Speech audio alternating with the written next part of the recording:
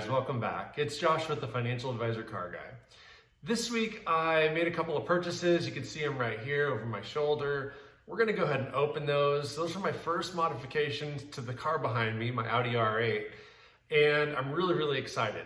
We'll talk about what they are, the costs and all that stuff, but let's dive right in.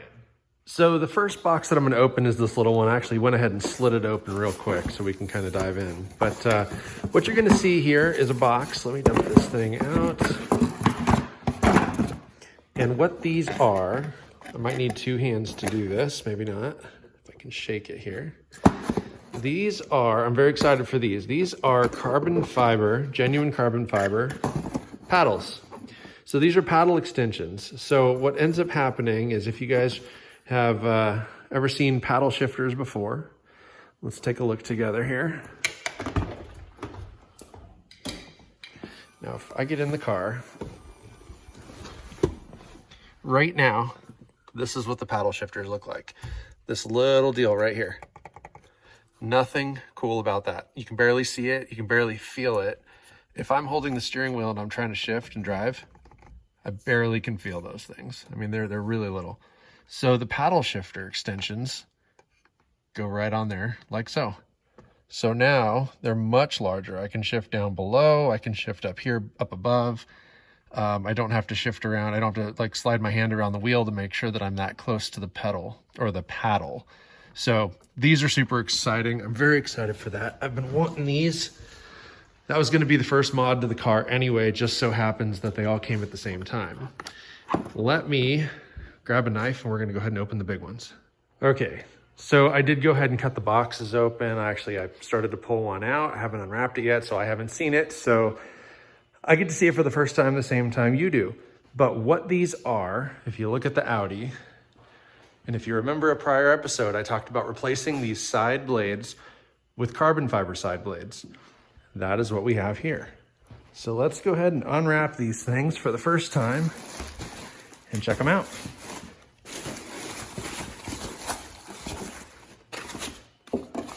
Oh, that looks awesome. Okay. All right, those look sweet. Oh man, those are nice. That is a beautiful weave. Holy cow, that looks great. That really looks nice. And I don't see any scuffs or nicks or any sort of flaws in this one. That is cool. So, I'll carry this over to the car. Now, as you can see, they're silver side blades right now. They will be carbon fiber. I love how the carbon goes with the metallic blue, with that sky metallic or jet metallic blue. Really it's a nice color combination. And, again, I think that the carbon will really set that off. But more so, I'm reluctant to set these down because I don't want them to scratch or anything. But you'll notice this little flare right here from the bottom to about the midway gap. You can see this shoots out and you can kind of see it here.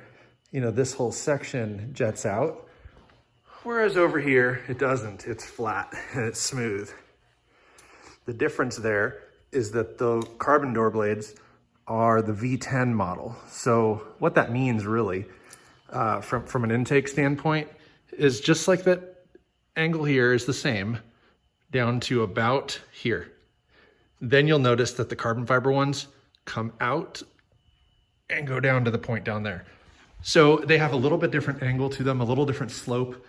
They are a bit wider, which I'm excited for. I think they're gonna look really good. So let me get the other one unpacked here and we'll lay them out side by side and kind of check them out. So there we have it. Now this one, you're gonna notice the same V10 angled cutout, but you're also going to notice that the gas cap cutout is there. Whereas this one's just one nice clean sheet of carbon. So let's take a walk around the R8 and you can see about that gas cap cutout.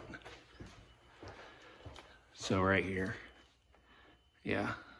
So I have to remove that and then remove the blade, put the new blade in and then replace the gas cap. So not the end of the world, a little bit more work on that passenger side, but pretty straightforward. I think what I'm gonna do is I was reading about how to do it, but I haven't really found a very good YouTube tutorial. So I may do an episode that's completely dedicated to the installation. I don't think that I'm gonna do that here for now. I just kind of wanted to show you the latest and the greatest of what I'm gonna do to the car. And then once they get installed, you know, like I said, we'll probably do a wrap-up talk and kind of just, I'll do a review about how the fitment is and everything. But yeah, you know, they're kind of an interesting accessory, and I'll explain why. So a lot of people either ordered the car with the carbon blades, or they make sure to find a car with the carbon blades if that's something that they have to have. This car literally checked every box for me with the exception of two: the carbon blades and the carbon engine package. Just like these, I can order the carbon engine package, take apart all the trim, put all the new carbon fiber stuff in there, and voila, I've got a $6,000 or $7,000 factory option for a lot less than that. But I think that when someone's buying this car, usually they're just gonna figure out what they want and look for that. I spent a lot of time finding this car. Again, checked every box with the exception of those two. And neither one of those was a deal breaker because I knew I could buy it.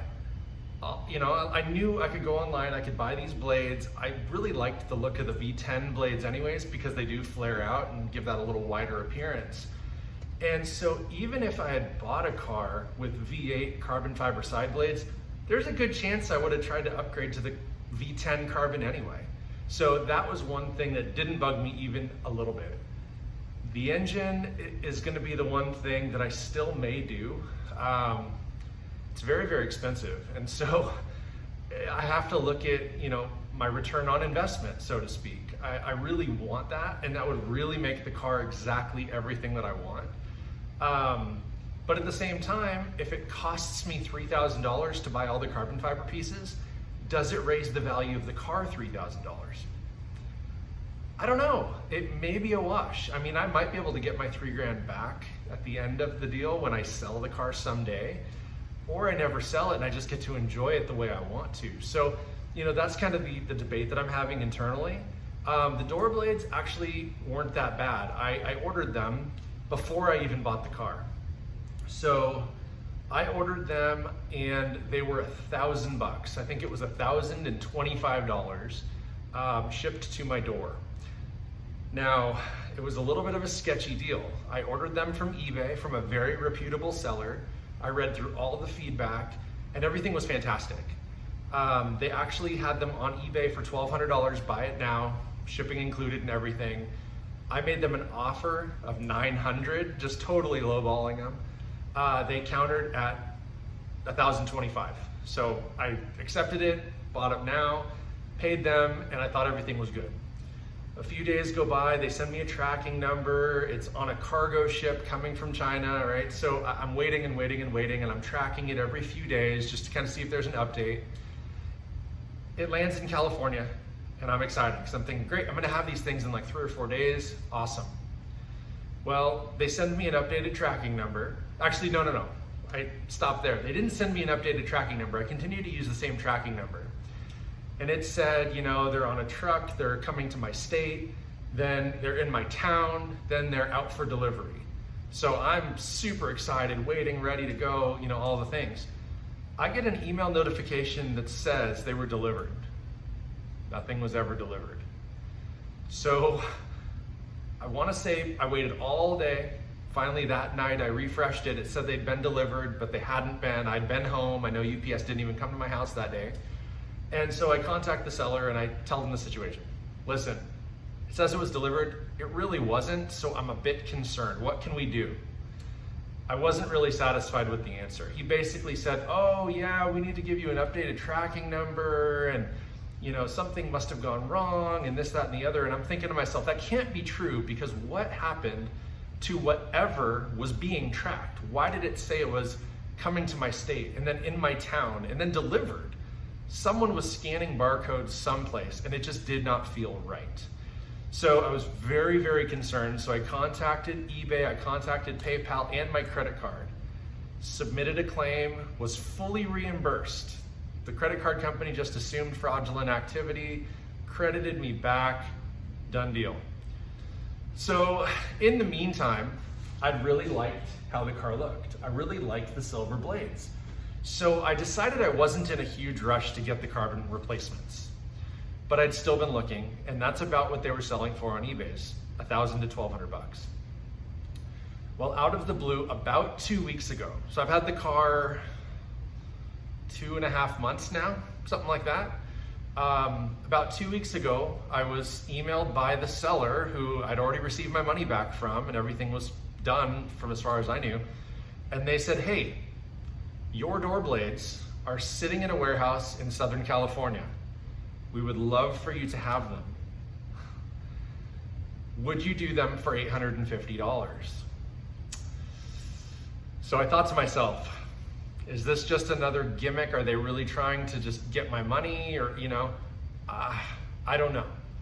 So I thought about it, weighed on it, just kind of hemmed and hawed, and finally decided, you know what, I'm gonna take a chance. My credit card company is in my back pocket. So if it doesn't work out, I will file a claim. I've got all this email proof and evidence that, we're trying to make a legitimate transaction here. I went ahead and worked through PayPal again, sent him $850. About 2 days later, he sends me a tracking number, and sure enough, here we are. So they did arrive. They actually arrived in perfect condition. There's no scrapes, cuts, nicks, chips, all those things. I was really concerned knowing that they initially came from China on a ship that took a month and a half to get to Southern California and then to be carted around and stored in a warehouse somewhere. So I was concerned that potentially they wouldn't be the quality that I thought they'd be. I'm excited. They're very nice. They look good. The carbon weave looks really nice. I'm kind of excited to take them outside and put them in the sun and see what they look like. But for now, again, I just wanted to open them, make sure that they arrived intact, that they weren't cracked or damaged or broken in any way. I'm also really excited about the paddle shifters. Those were an $82 upgrade. You could buy full-on replacement paddles for as much as $700. You could buy different versions of these particular stick-on paddles, anywhere from what I paid, maybe a little less, $70, $60, clear up to about $500. So I found the best quality I could at the best deal based on feedback from forums, feedback from website reviews and things like that. I ended up buying these on Amazon, and Prime, they were here in 2 days. So I just ordered them and here they are. So all in all, I'm really excited. I've got this carbon fiber stuff to get put on the car. Next thing up, I'm not sure exactly when I'm gonna do it, but I really wanna do the carbon fiber mirror caps. Now they're an entire replacement. So this housing comes off and there's a carbon fiber replacement piece that just goes on there, clicks on there. And I think once the door blades are on there, I'm gonna wanna do that. So I was kind of up in the air. They're color matched right now. They look great, they look fine. And initially I never thought about the mirror caps, but having seen enough of these cars now online, I've been looking for ideas and things. The carbon fiber on the exterior of the car just sets this thing off. And I wasn't thinking I wanted to do a diffuser, on the back end or any sort of splitter on the front end. I'm still not leaning towards those, but I do really like the mirror caps. So I think I'm gonna do that. Also, I mentioned the car is a little bit lowered. So side skirts, probably not gonna happen because I really don't wanna scrape going in and out of alleys and things like that. And so for me, I don't think I'm gonna modify, like I said, put a front end splitter, back end diffuser, side skirts, any of that stuff. As much as I'd like a few more carbon accents on the outside of the car, I don't think that's the way to do it. So the blades will be on there. Hopefully the mirror caps will be on there. The paddle shifters are gonna be on there. And then I've got to decide what I wanna do about the engine bay. But otherwise for now, super, super excited. I'm gonna, like I said, report back and let you know what the fitment looks like. But so far, so good. I think that looking at the backs of them, where the mounting points and everything are, There's no raw, exposed, just jagged carbon back there. It all looks, the fit and finish looks really, really nice. And so, I mean, I have to assume they used a factory mold or something very similar. These are an aftermarket part, so I guess I should specify that. I paid $850 for these. If I had called Audi and ordered them from the dealer, first and foremost, they're back ordered forever. I mean, I don't know that a dealership would ever be able to get them. But if I were to buy an OEM part, they're north of $5,000 for the pair. So, I mean, they're a big sheet of carbon fiber. So that makes sense, 5,500 bucks or something like that from the dealer. And that's about how much the option was if this car were new and someone was speccing it out with them. So 850 bucks is a screaming deal. And really that's these are the only modifications I've done to the car so far. And really, I mean, again, aside from the mirror caps, that's probably all I'm gonna do in the immediate future. I love the car. It runs and drives really, really nice. I'm having a blast with it. And I don't think I really need to spend any money on it to enjoy it. So I'm very excited about that. I am gonna probably wait a couple of days to install this stuff, but I'll get it all done. I'll do a video and I'll walk you around what it looks like when it's all complete. But for now, I just wanted to share with you that these are the upcoming upgrades, kind of where I bought them from, how much I paid, just so you can kind of track my progress with this car. But I want feedback from you guys. You know, is there something, do you own an R8? And is there something that you're thinking I'm missing? Or, you know, have you seen an R8 that has some crazy upgrade or some, maybe not so crazy, but some sort of modification or upgrade or differentiator that I've never mentioned, or maybe I don't even know about? I love the interior, I love the layout. I looked at carbon fiber steering wheels. They're a small fortune as well, so I probably will never go that route. But I already have full carbon interior, which is fantastic. And so anyway, the little enhancements that I want to do, hopefully, are just bettering the car as a whole. That's about all I got. I mean, I think that I'm really taking the car in the right direction. I'm really excited for it. This doesn't change the drivability or any of that stuff. Maybe the paddles might. I have been driving the car in manual mode, and it does seem to shift a bit smoother. I can obviously control when I'm shifting. I'm not at the mercy of that R-tronic transmission. So I do like the drivability of the car when in manual mode. And that's actually why I bought the paddles. I wasn't initially gonna worry about it because I just figured it's in automatic. I'll just drive it in automatic mode. I'm not gonna use the paddles. And I proved myself wrong. A buddy of mine actually just bought an M3, and he's got paddle shifters, and he was saying the exact same thing. It's got an AMG transmission in it. And he was saying, you know, it shifts pretty rough in automatic mode, but he found that if he turns the dial down and then manually shifts with the paddles, he actually can shift much smoother through the gears.